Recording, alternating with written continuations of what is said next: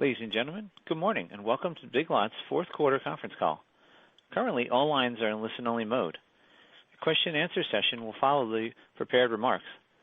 If you require operator assistance, please press star 0 on your telephone keypad. As a reminder, this conference is being recorded. On the call today are Jonathan Ramstein, Executive Vice President, Chief Financial and Administrative Officer, and Jack Pestello, Executive Vice President, Chief Merchandising Officer. Before we start today's call, the company would like to remind you that any forward-looking statements made on the call involve risks and uncertainties that are subject to the company's safe harbor provisions as stated in the company's press release and SEC filings, and that actual results can differ materially from those described in the forward-looking statements. The company would like to also point out that, where applicable, commentary today is focused on adjusted non-GAAP results. Reconciliations of GAAP to non-GAAP adjusted results are available in today's press release. The company's fourth quarter earnings release and related financial information are available at biglots.com/corporate/investors. Also available on the website is a previously released January investor presentation highlighting key themes from this call. I'll now turn the call over to Jonathan Ramstein, Executive Vice President, Chief Financial and Administrative Officer of Big Lots. Mr. Ramstein, please go ahead. Thank you and good morning, everyone. Unfortunately, Bruce Thorne is not able to join the call this morning due to an urgent medical situation involving one of his parents. Our thoughts are with Bruce and his family. I'm going to read Bruce's prepared remarks this morning and then continue with my own commentary on our financial performance. After the prepared remarks, Jack Pestello, our Chief Merchandising Officer, will join me for the question and answer session. The following are Bruce's prepared comments. I'm glad you are joining us for this morning's call, as we have a lot of exciting ground to cover. Today I want to focus on updating you on the forward-looking opportunities that we more fulsomely introduced last quarter and discuss the excellent progress that we are making. As you know, we are fully committed to delivering tremendous shareholder value through Operation North Star. Our confidence continues to strengthen in our strategy, our long runway for profitable growth, and our ability to generate consistent, strong cash flow and shareholder returns. All of this leverages our clear positioning as a home discount retailer, our unique assortment, rapidly developing omnichannel capabilities, and growing base of loyal customers. Perhaps most importantly, we know that value never goes out of style. The path to grow the top line of our business by several $1 billion over the coming years is clear and is driven by 3 key pillars: merchandising productivity, real estate growth, and e-commerce, each of which strengthen and accelerate our positioning as a value-obsessed home discount retailer, the home of the hunt for a broad and diversified assortment not easily replicated on a national scale. These drivers were evident in 2021, which ended as our second best year ever in terms of sales and adjusted earnings per share, despite unprecedented dislocation in the global supply chain. For a second year in a row, we delivered sales above $6 billion, far above where we hovered for a decade leading up to 2020.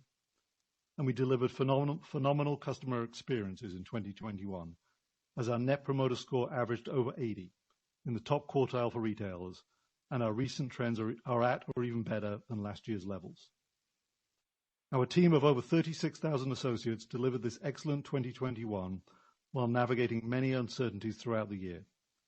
From early Q1 stimulus through a frenetic January with weather, Omicron, and supply chain volatility. The team provided countless excellent experiences in-store and online so that our customers could continue, despite what was going on in the macro environment, to live big and save lots. Thank you, team. 2021 was a win, but for more than just our financial results. During 2021's journey, our team took away many important lessons from the year through the constant need to be agile and nimble, through our test and learn culture, from our investments in the supply chain, from our accelerated real estate program, and through our strengthening vendor relationships. All of these lessons are being woven into and are enhancing our Operation North Star strategies, and I have never been more excited. I encourage you to reference our January investor presentation, where we provide more color on our strategies and financial goals. Our long runway for growth begins with our assortment, and I would like to update you on the progress we are making to strategically increase our productivity and improve our assortment through new in-store programs, new tools, and by leveraging our rapidly growing owned brands. In 2022, we are accelerating our next generation furniture sales strategy. As we have discussed during prior calls, this initiative is delivering a strong, positive sales and margin impact, driving close to a 15% lift to the furniture business in stores where it has rolled out. This initiative increases furniture productivity, lifts the entire box, is accretive to our rewards program by adding members, our billionaires, and greatly improves the home furnishing buying experience. The program is currently in over 120 stores and will initially scale to around 650 stores by Q3 of 2022, which we believe will drive close to 2 points of annualized comp for the entire company. A key aspect of optimizing our merchandise assortment is curating across each key product category the correct penetration of bargains, treasure hunt items, and reliable convenience essentials. It is important to dive into this a bit further. Historically, we talked about closeouts versus other product. As we have worked through Operation North Star, it has become clear that we have to have standout bargains, whether driven by big buys or closeouts. We have to have unique treasures representing seasonal or trendy items, and we need to have never out of stock convenience items. Having bargains, treasure hunt items, and convenience essentials in balance creates outstanding value for our customer, a great customer experience, and repeat trips. The penetration of how much bargain hunt product will differ by category and will continue to evolve as we see opportunities to better serve customers, grow market share, and further strengthen our differentiation from competitors. It is part of the active category management that our merchant team is now employing. Turning to seasonal, one of our highest margin categories, you will see that we will continue to lean even further into this category in 2022 and beyond, for both major moments such as Christmas and for what we are calling small season opportunities, which drive sales through more frequent newness. In addition to Valentine's Day and Easter, we have expanded our assortment in summer with pools and indoor plants, as well as tailgating supplies and fall cleanup, all in an effort to be seasonally relevant every month of the year. Moreover, these additions help improve our overall space productivity with more consistent sales throughout the year. Within our key owned brands, Broyhill continues to grow strongly and accounted for approximately $140 million in Q4 sales, up 7% over the same quarter in 2020. Similarly, Real Living continues on its strong trajectory, up over 20% versus Q4 of last year. In 2021, Broyhill drove over $700 million of sales and Real Living drove over $600 million, and both are clearly on their way to becoming established billion-dollar brands. These own brands will be pivotal in 2022 as we navigate through the current inflationary environment, enabling us to deliver great value opportunities at excellent margins. Perhaps most importantly, the quality and value of these brands will provide an exciting trade-down opportunity for new customers to Big Lots, who will quickly join our rewards program and provide repeat shopping experiences when they discover our great bargains, treasure hunt, and home essentials. As we introduced last quarter, we have other new initiatives on their way as well. Our Lots Under $5 offering represents a further opportunity to drive higher productivity. We have successfully tested the program, which will sit at the front of our stores and will enhance our value image as well as the treasure hunt factor discussed earlier. The product line will rotate every 2 to 3 months with a mix of $5 and under price points, items driving impulse and basket expanding purchases. The product will be a mix of seasonally appropriate items as well as unique treasures and finds at unbeatable value. Net store growth is another critical area for acceleration in 2022. In 2021, we opened 23 net new stores, and these stores are performing ahead of our expectations, underscoring our confidence in our growth strategy. And while we have opened great new stores in our urban markets, such as in our backyard of Columbus, Ohio, we have also opened superbly performing stores in smaller markets, such as Hummelstown, Pennsylvania, Southport, North Carolina, Weirton, West Virginia, and Lebanon, Missouri, which are a mix of single Big Lots store markets and multiple store markets. These stores are outperforming their plans, specifically in furniture, proving that we have white space opportunity as these customers have been hungry for Big Lots, and we are moving in. In 2022, we are on target to meet or exceed 50 net new stores, and we expect these stores to be margin accretive, driving 10% EBITDA returns. We expect further acceleration of new store opportunities after 2022, and we are seeing a strong deal pipeline to support this. Turning to e-commerce, we have grown this business profitably, and it is now 3.5 times 2019, well north of $300 million. We continue to plan for this to be a billion-dollar business with 10 to 15% penetration to the entire business.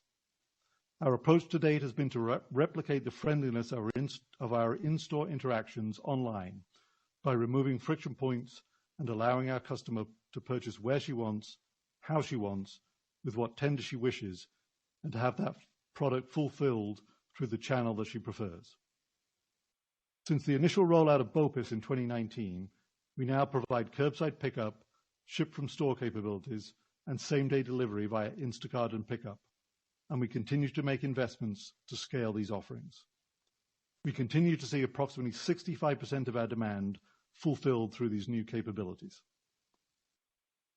In the coming year, we will further improve our customers' experience by adding prompts indicating new and best-selling products, providing more personalized shopping experiences, and improving our product content. Finally, in 2022, we are launching a new order management system, or OMS, to further improve the profitability of e-commerce shipments from stores, distribution centers, or direct from vendors. We will also be redesigning our online cart to improve checkout and ease of use, focused on mobile first. Further enhancing our online experience, we have introduced real-time apply and buy online with the Big Lots credit card. Our journey to provide a frictionless checkout experience is bearing fruit.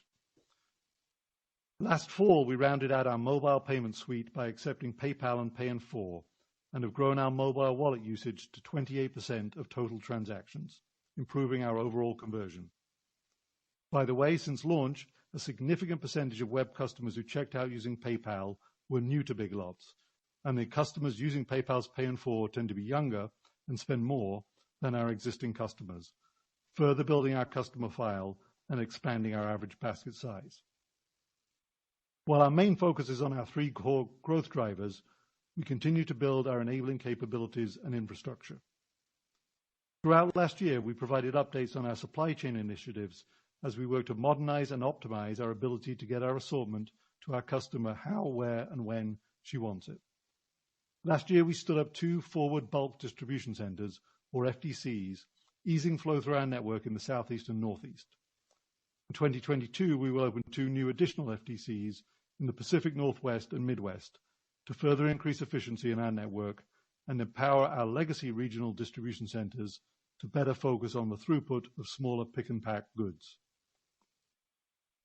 An additional key enabler for us is making our in-store customer experience consistent and positive across our fleet.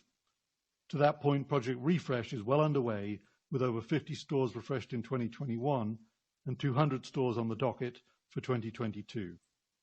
Over time, under Project Refresh, we will upgrade approximately 800 stores that were not included in the 2017 to 2020 Store of the Future program.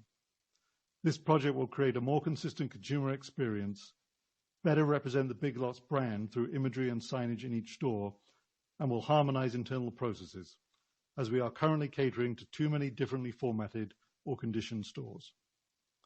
As we previously disclosed, the average cost of the program is just over $100,000 per store, far below the prior Store of the Future conversions.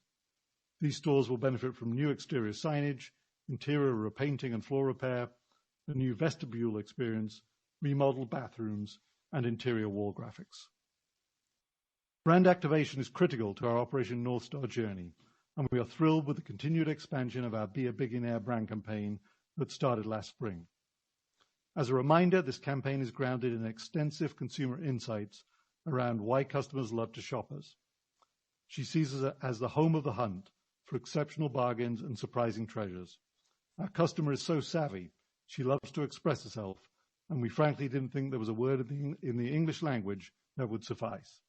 She feels like $1 million when she's hunting for the best deals at her neighborhood Big Lots, and we are laser focused on continuing to delight her every day in stores and online. As we closed fourth quarter with our holiday billionaire campaign featuring Eric Stonestreet and Molly Shannon, we received excellent feedback that the ads are attention-grabbing, likable, and driving intention to shop. In fact, scores were even higher than our launch spots earlier in the year, and our brand awareness for Q4 was at an all-time high. As we have shifted to 2022, we hope you saw our President's Day ads featuring Eric Stonestreet. They were entertaining and highly productive as they perfectly convey the exciting values that we can provide to our customer. We are very proud of that holiday weekend's performance, during which we drove double-digit comp growth over the comparable holiday weekend in 2019. The Billionaire campaign continues to resonate well, and with our growing rewards program, provides increasing brand awareness, consideration, and purchasing from a loyal community of bargain hunters and treasure seekers. This community, our active rewards members, now stands at close to 22 million members strong and growing. As I hope you could tell, we have deep confidence in Operation North Star and in our ability to achieve our goals. We are correctly prioritizing our initiatives by investing in growth while simultaneously shoring up our foundations. This discipline and these strategies will deliver our long-term financial goals as we scale over the coming years to deliver sales of $8 to $10 billion, expanding our operating margins to 6 to 8%, and driving returns on invested capital well in excess of our cost of capital. Throughout this evolution, we will continue our track record of excellent access to liquidity, consistently strong free cash flow generation and capital return. Since 2016, we have returned over $1 billion to our shareholders and expect to continue capital return going forward. Thus far, I have discussed our initiatives, our systems, our networks, but I have not talked about our people in the depth that they deserve.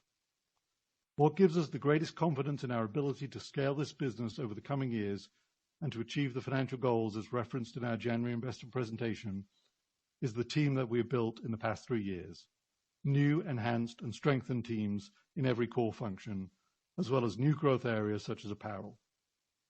This is a team that is focused, collaborative, and fully aligned around our mission to help her live big and save lots. And recently, we returned to the office and found that we are even stronger when we are together. With this team, I am confident we will achieve our goals and become the best destination home discount store. Before turning to an in-depth review of the numbers, I do want to quickly discuss how our fourth quarter of 2021 ended and how we have started 2022. After clearly performing very well during holiday, with plus 9% 2-year comps, our fourth quarter ended below our guided sales range, driven by more inclement than expected weather in January, the spike in Omicron's effect on traffic, and some inventory challenges. On a 2-year basis, Q4 comparable sales increased 5.4%, while declining 2.3% to 2020. This represented a sequential deceleration in 2-year comps that was greater than anticipated, driven entirely by our performance in January. Total sales in Q4 increased approximately 8% versus 2019, with 230 basis points of favorability from our net new and relocated stores. Given that stimulus and other macro traffic drivers have subsided as factors in our results, these 2-year sales growth statistics are an appropriate measure of the impact of our Operation North Star strategies. So while we are disappointed with how January actualized, this underscores prior comments on where we are going and provides proof of our momentum.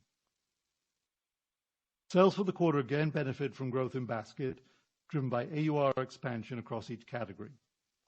We did see a drop-off in our furniture trend during the quarter, driven by inventory availability as we work to overcome supply chain sluggishness in the back half of the year. The full shutdowns in Vietnam and supply chain shortages with domestic upholstery hurt sales, but we were able to partially offset these pressures with some opportunistic buys in furniture. On a positive note, because of the work we have done internally and with our partners, we are now in the best inventory position in Broyhill upholstery and mattresses in the past year and a half. In fact, despite continued supply chain disruptions, we were able to end the quarter well positioned in inventory for the start of 2022. With the subsiding of winter weather and the Omicron variant and improving in-stock levels, we are regaining traction.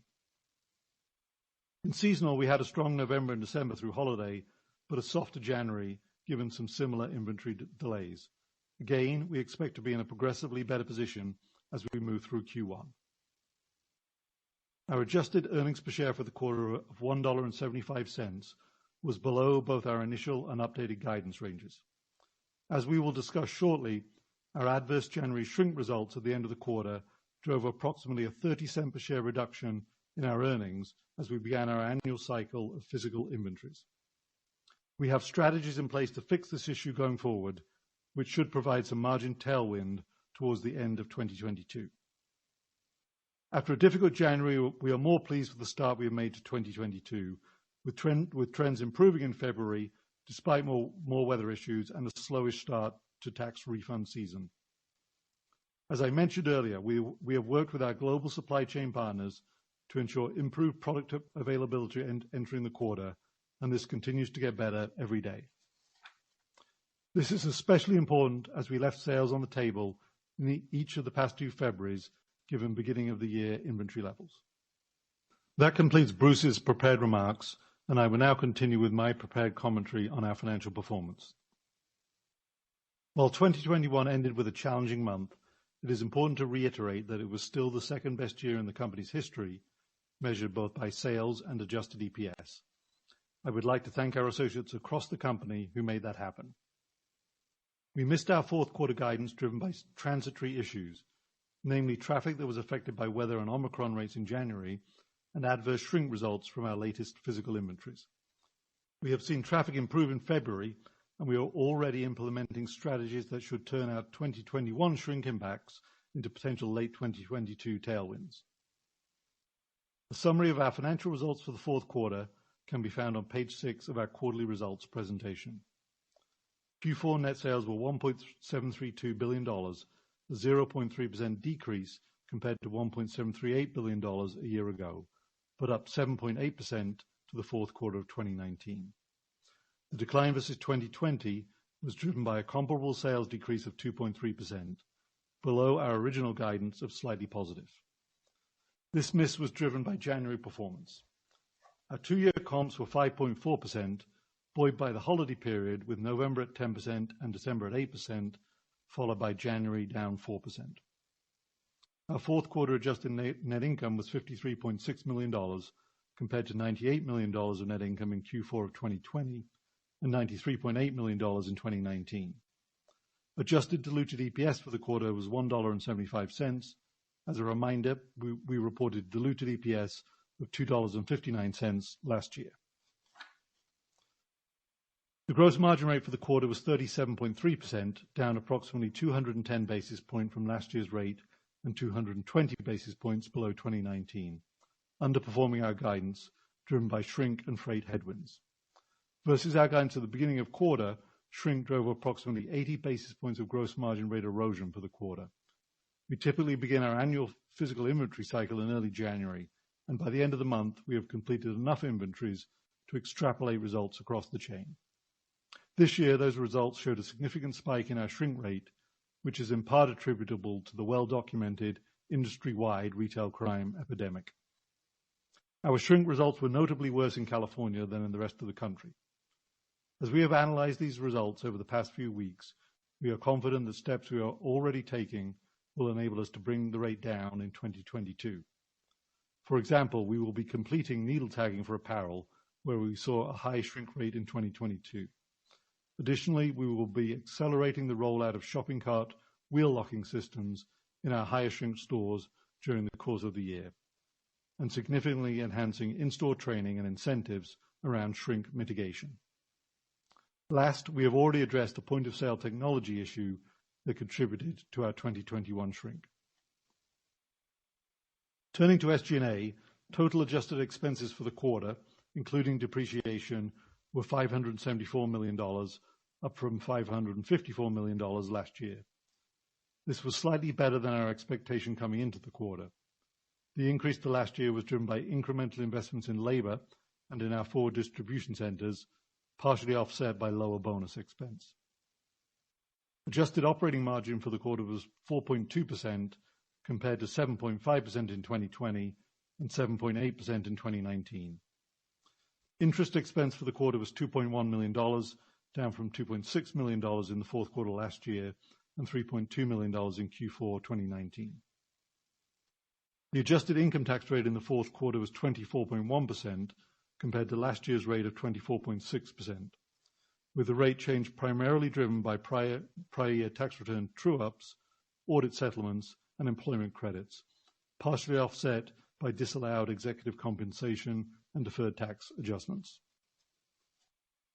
Total ending inventory was up 32% to last year at $1.238 billion and up 34% to 2019, ahead of our beginning of quarter guidance due to higher in-transit inventory, particularly seasonal. The increase versus prior years includes a significant unit cost component. During the fourth quarter, we opened 16 new stores and closed 9 stores. We ended Q4 with 1,431 stores and total selling square footage of 32.7 million. Capital expenditures for the quarter were $38 million compared to $32 million last year. Depreciation expense in the fourth quarter was $37 million, up $4 million to the same period last year. On a full year basis, capital expenditures were $161 million. We ended the fourth quarter with $54 million of cash and cash equivalents and $4 million borrowed on our revolving credit facility. As a reminder, at the end of Q4 2020, we had $560 million of cash and cash equivalents and $36 million of long-term debt. The year-over-year reduction in cash levels reflects our deployment of proceeds from the sale and leaseback of our distribution centers towards share repurchases and our increased investment in inventory. In total, we returned approximately $460 million to our shareholders during 2021 through our quarterly dividend and share repurchase program. During the quarter, we repurchased 2.1 million shares for $90.6 million at an average cost per share of $43.90. We have $159 million remaining outstanding under our December 2021 $250 million authorization. On a full year basis, we had sales of $6.151 billion, which was down 2.5% on a comparable basis to 2020, but up 13.2% on a comparable two-year basis to 2019. Versus 2020, total sales were down just under 1%, with 170 basis points of growth driven by new and recently relocated stores. On a two-year basis, we had 230 basis points of non-comparable growth from similar real estate impacts. Our full-year adjusted operating margin of 4% was down 240 basis points to last year, but up 10 basis points to 2019. Adjusted operating income of $244.8 million was down to 2020's $397.5 million, but up almost 18% to 2019's operating income of $207.9 million, or approximately 50% after adjusting for the incremental sale leaseback expense we took on in 2020. Our 2021 adjusted earnings per share of $5.44 was second highest in the company's history, only to 2020. In 2020, our adjusted EPS was $7.35. The adjusted 2021 EPS was up 48% to 2019's adjusted EPS of $3.67. We announced today that our board of directors declared a quarterly cash dividend for the fourth quarter of fiscal 2021 of 30 cents per common share. This dividend is payable on April 1st, 2022 to shareholders of record as of the close of business on March 18th, 2022. Turning to guidance, for the first quarter of fiscal 2022, the company expects to report diluted earnings per share in the range of $1.10 to $1.20, compared to $2.62 of earnings per diluted share for the first quarter of 2021 and 92 cents of adjusted earnings in Q1 2019. This earnings per share guidance does not include the impact of any future share repurchase activity. Excluding the impact of additional potential share repurchases, our guidance reflects a diluted share count of approximately 29.3 million shares for Q1. This outlook reflects a comparable sales increase of approximately 10% to the first quarter of 2019, which equates to a low double-digit decline in comparable sales versus the first quarter of 2021, as the company laps the impact of stimulus, which we estimate will provide 12 points of comp drag versus last year in Q1 and 5 points of comp drag on a full year basis. In Q1, we expect to see roughly 130 basis points of growth from net new and relocated stores. The outlook further reflects a decrease in the gross margin rate of approximately 50 basis points compared to the first quarter of last year, and a slight increase in expense dollars compared to the first quarter of last year. The decrease in the gross margin rate is primarily due to freight costs, which are above prior expectations, and a higher shrink accrual rate as a result of January physical inventory results. The increase in expense dollars is primarily driven by incremental supply chain expenses, inflationary wage impacts, and new store-related expenses, partially offset by the variable expense impact of lower sales and lower bonus and equity compensation expense. With regard to the full year, the company is targeting both comparable sales and gross margin rate to be approximately flat to the prior year, with operating expenses deleveraging modestly due to inflationary impacts and growth-related investments. Given greater than usual uncertainty resulting from supply chain disruption and inflation, at this point the company is not providing formal full-year guidance. We expect inventory to end Q1 up in the mid-20% range to 2019, including, again, a significant in-transit component, which may fluctuate as we get close to quarter end. This reflects strong progress in rebuilding our inventories to support lawn and garden and summer sales, and improved in-stock positions in key furniture items. We expect 2022 capital expenditures to be between $210 million and $230 million, including around 70 store openings, of which under 10 will be relocations. Our capital projection includes approximately 200 Project Refresh stores in 2022.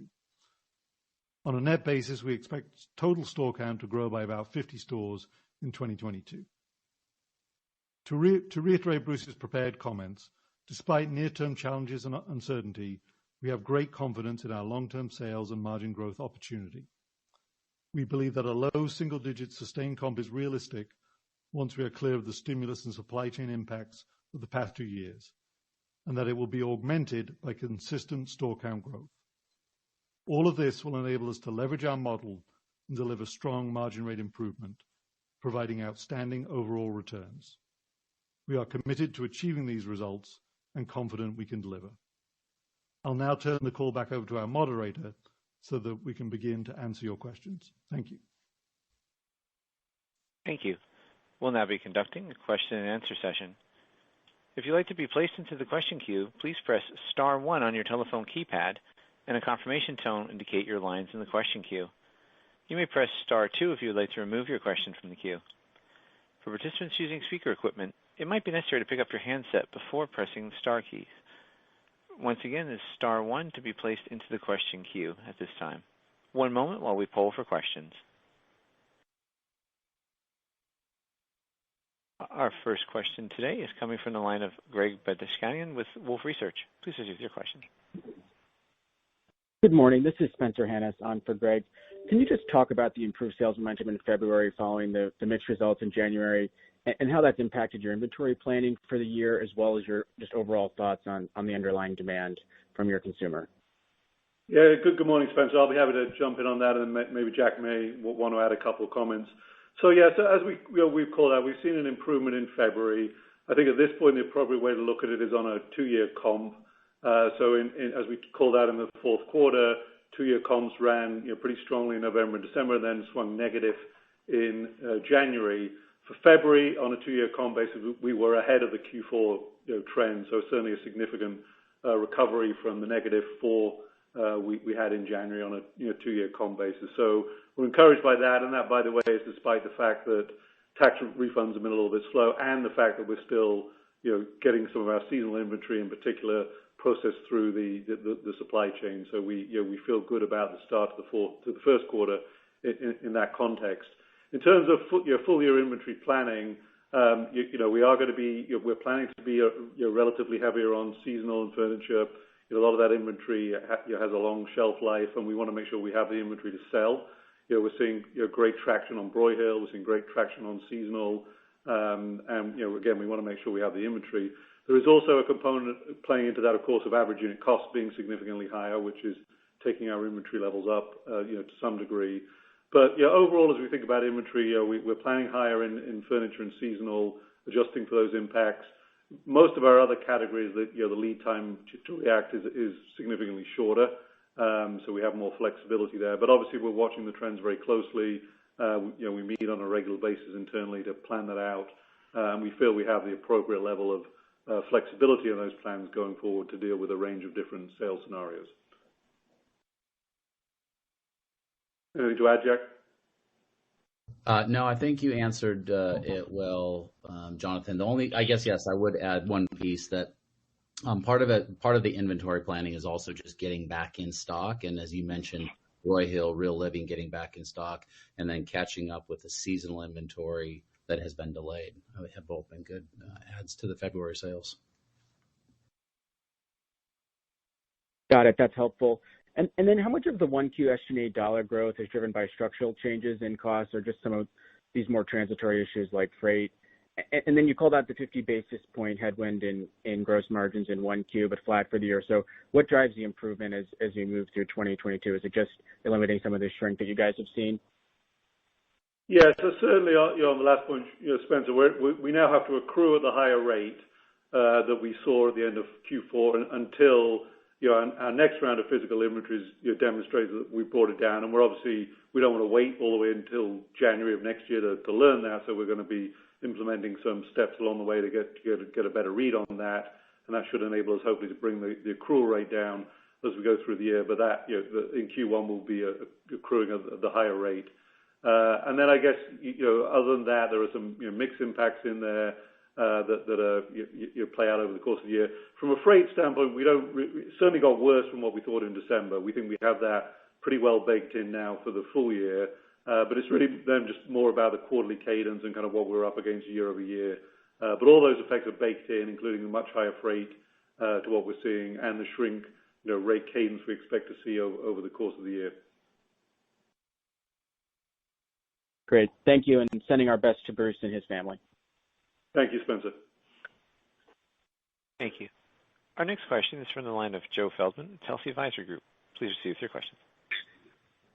Hey guys, good morning, and thanks for taking the question. Wanted to ask you about the inventory again and kind of the shrink situation. Can you explain again what happened? Like, I guess I'm wondering how it got out of whack. And if I heard you guys correctly, it sounded like you're implementing maybe a new inventory system to monitor the inventory better, and just had a few more questions kind of about what happened, like why apparel, why was heavy, why was it West Coast more of a problem, all those kinds of things. Thanks, Jonathan. Yeah, Joe, let me try to break that down a bit. So our annual physical inventory cycle starts in January and runs through the summer, and then there's kind of a pause before we start the next year's cycle, although we did do some inventory work in as late as September, and it didn't really demonstrate the significant spike we saw when we started to take our full annual physical inventories in January. So the things that we think are playing into it, clearly in California there's a major crime epidemic going on. Enforcement of penalties for shoplifting have been largely kind of abandoned there, and certainly you've heard of other retailers essentially even closing stores because they can't operate them viably. So we saw California spike pretty significantly, and relative to what we were seeing as late as June or July in our last round of physical inventories, there was a significant step up there. Obviously, as AURs have gone up, the value of what's being stolen has also gone up with that, and there's also a mixed component in there. We saw a significantly, very high shrink rate in apparel, particularly among more expensive items. And that's one of the things that we're already well on our way to addressing. We would have addressed it earlier, but it took us a while to get all the needle tags through, given the well-documented supply chain constraints that even affected things like that. But that is now, or will very soon be completed. So we'll have needle tagging on all of our apparel items. And then we saw lots of instances of these push-outs where people just come into stores and sort of with impunity attempt to walk out of the store with stolen merchandise. We've rolled out the wheel locking systems in a number of stores, which essentially prevent the carts from being pushed out, and we're going to be accelerating that now in light of what we're seeing. We're also doubling down on retraining our store teams to mitigate shrink and modifying how we incent our store level and asset protection field teams in terms of managing shrink. So we think we've got a strong battery of things we're doing to respond to it, but the underlying causes would be general across retail increases in shrink and well-documented crime issues, particularly in California, but also some issues that are a little more specific to us in terms of our product mix evolution, including towards apparel. And then we did have an issue which we think contributed a little bit related to a point of sale issue that got fixed that we've now fixed that probably contributed to some of the shrink in Q4. So we feel good about all the things we're doing, but it's a combination of, I would say, external factors and some things that are more specific to us. But either way, we're confident we're going to be able to address them going forward. Got it. That's helpful. Thank you. Yeah, because at first I thought you said there was a system issue, but no, it sounds like it's much more external than that.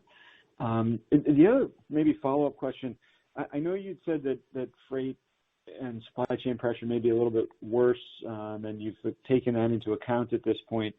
How should we think about it as the balance of the year goes, though?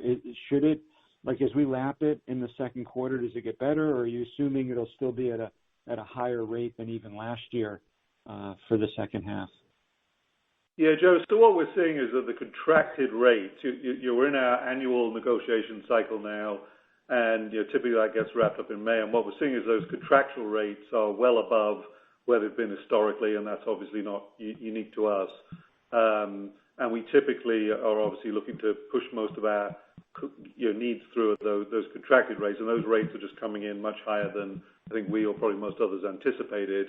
So those rates will be in effect for most of 2022 until the next round of negotiations takes place, and then there's always obviously the spot market where you're typically buying some capacity. So we have that baked in. We don't necessarily expect it to get worse, but we also don't necessarily expect it to get better during 2022. Got it. Okay, that's helpful. Thanks, and good luck, and wish Bruce our best. Thanks. Will do. Thank you, Joe. Next question comes from the line of Brad Thomas with KeyBank. Please proceed with your questions.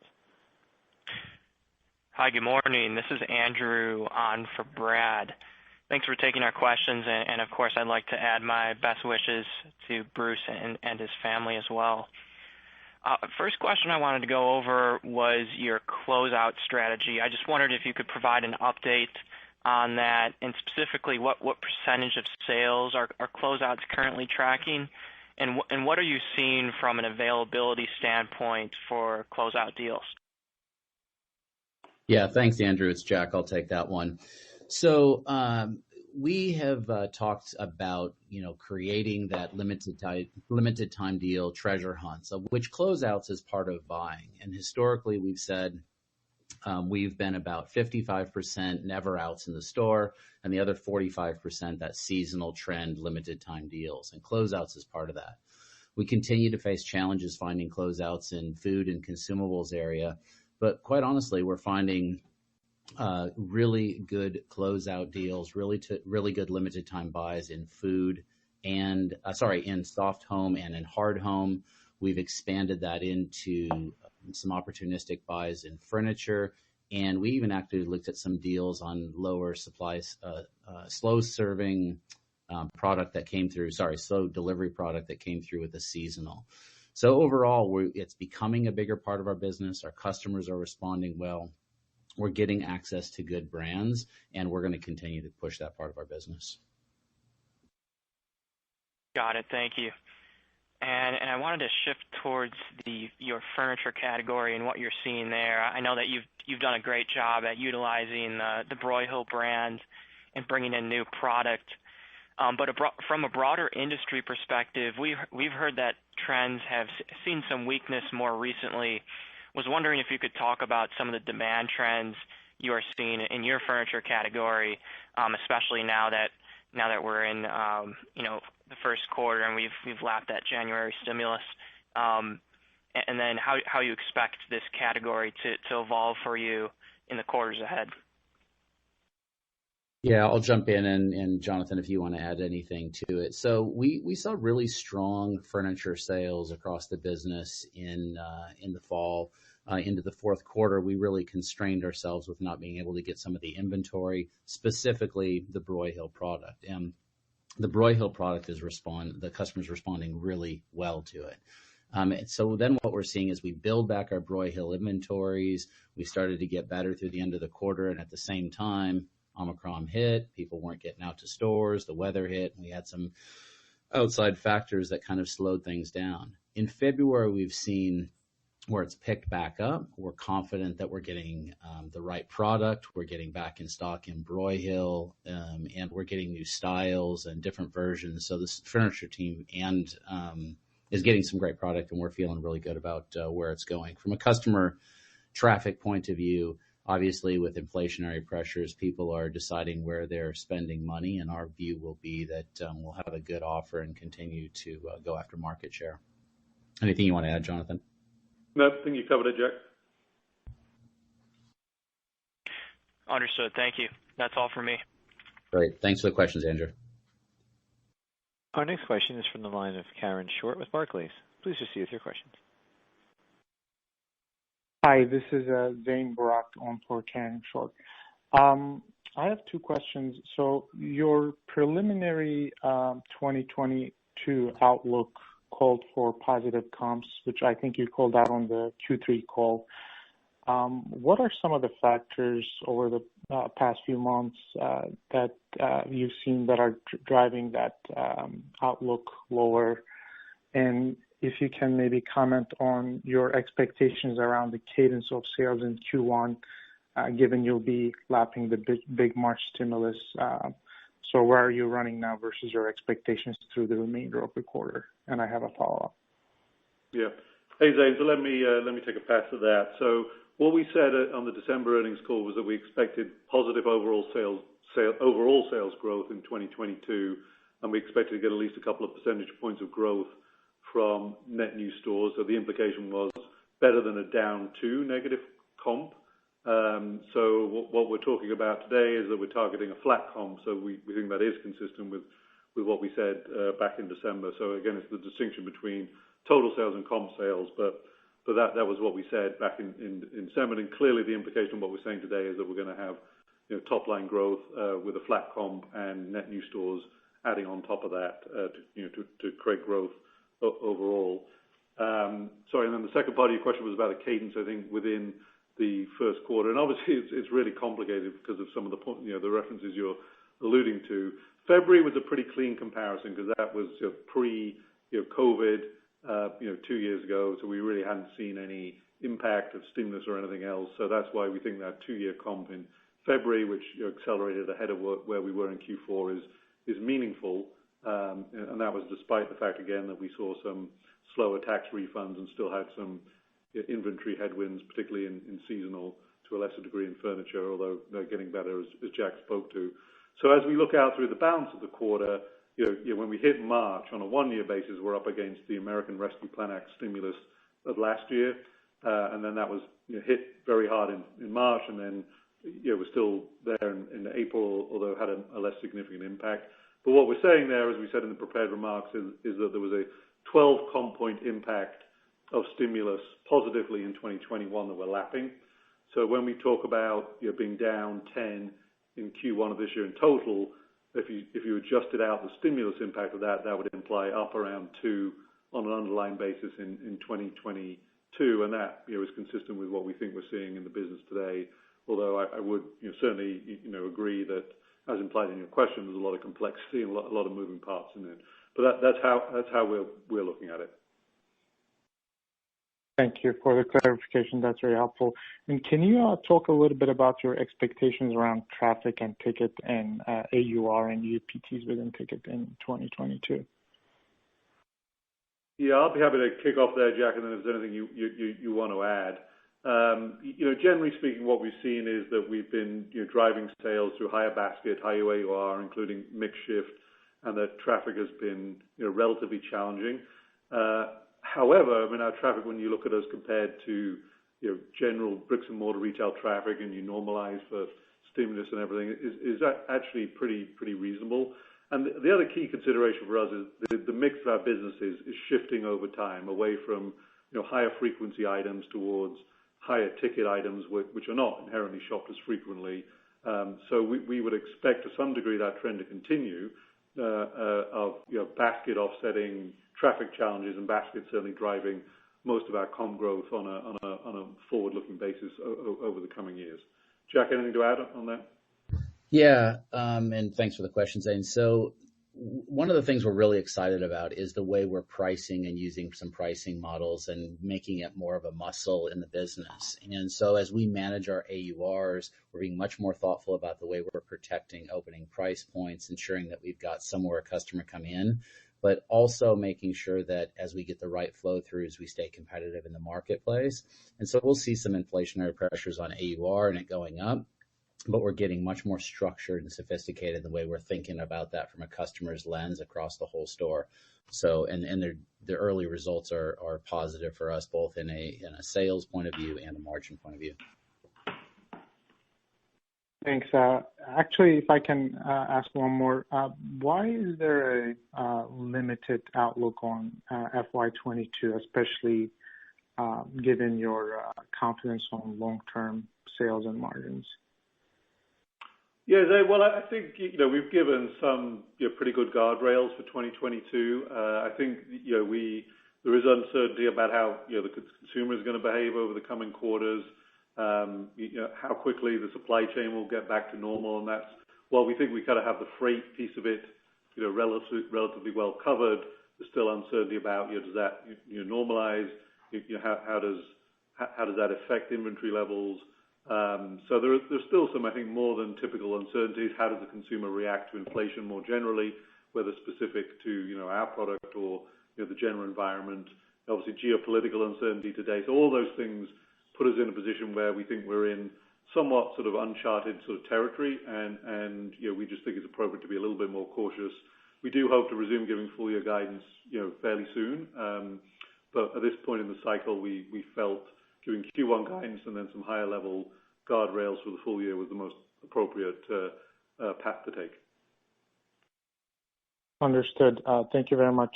Best wishes to Bruce and best of luck this quarter. Thank you, Zane. Thanks, Zane. Our final question today comes from the line of Jason Haas with Bank of America. Please proceed with your questions. Hey, good morning, and thanks for taking my questions. So the first is just on, we've heard a lot about the lower income customer getting into a worse financial position after the roll-off of stimulus and government support programs. So I'm curious, just with that kind of out there is something going on in the macro environment. If you're seeing any evidence of that in the business, maybe that customer is trading down from like best products to good products, or I don't know to what extent, if at all, you expect to see, or you're starting to see a customer trade down and maybe wasn't shopping at Big Lots before, is now starting to, or if you expect that at all. So just kind of curious if you're seeing any of that in the business at all. Yeah, I guess I would say, Jason, that we think our underlying business trends have been strong. I mean, there were some specific factors that hurt us in January, some external, some internal in terms of inventory availability. But bracketing all that, we think our underlying business is strong. And I would say at this point we haven't seen clearly yet, at least, and we're certainly looking very closely at it, but we haven't seen those factors playing out. Jack, anything to add on that? Yeah, thanks for the question, Jason. And I would add, if you think about, and Bruce talked about this with our private brands, we've got done over $700 million in Broyhill. Real Living is fast growing, over $600 million. Those are both on their way to being billion-dollar brands for us. And so as the customer makes different choices in categories, we're really well positioned to have both a Broyhill price offer and a Real Living kind of middle to opening price point offer, and we're seeing that great success across the business from categories. Got it. That's helpful. And then maybe for Jonathan on the gross margin improvement through the year, it sounds like you're hopeful to do some more inventory counts and improve the shrink issue. Curious if you could talk about the other drivers there in terms of freight, or sorry, the other, I guess, expectations there in terms of freight, what the expectation would be for the shrink headwind, just to get to your gross margin outlook. Yeah, so the freight again, Jason, is a bigger headwind than we thought 3 months ago. There's contractual rates are coming in, fairly significantly higher than we thought, and we're able to pass some of that through, but not all of it. So that's been an incremental headwind. And as you recall, on the last call in December, we said we expected gross margin rate to be up in 22. We're now guiding to flat. and that reflects building in some incremental freight pressure and some incremental shrink expense, although again, we do expect to show some improvement in shrink later in the year. Not get all the way back to probably 2020 levels this year, but certainly make significant progress on that. Got it. Thank you. That's helpful. Thank you. We've reached the end of our question and answer session. I'll now turn the call back to Jonathan Ramstein for some closing comments. So thank you everyone for joining us on today's call. Once again, our thoughts are with Bruce and his family, but I can certainly say that Bruce and all of us are excited to update you on our progress on the next quarterly call and at investor events we'll be holding in the meantime, and continue to reaffirm our confidence that our strategies are putting us on the right track, and again look forward to having the opportunity to share more with you in coming calls. Thank you for joining us today. Ladies and gentlemen, that does conclude today's teleconference and webcast. A replay of this call will be available to you by 12 noon Eastern Time this afternoon, March 3rd. The replay will end at 11:59 p.m. Eastern Time on Friday, March 18th. You can access the replay by dialing toll-free 877-660-6853 and enter replay confirmation 13727152, followed by the pound sign. The toll number is 1-201-612-7415. Replay confirmation 13727152, followed by the pound sign. You may now disconnect and have a great day. We thank you for your participation.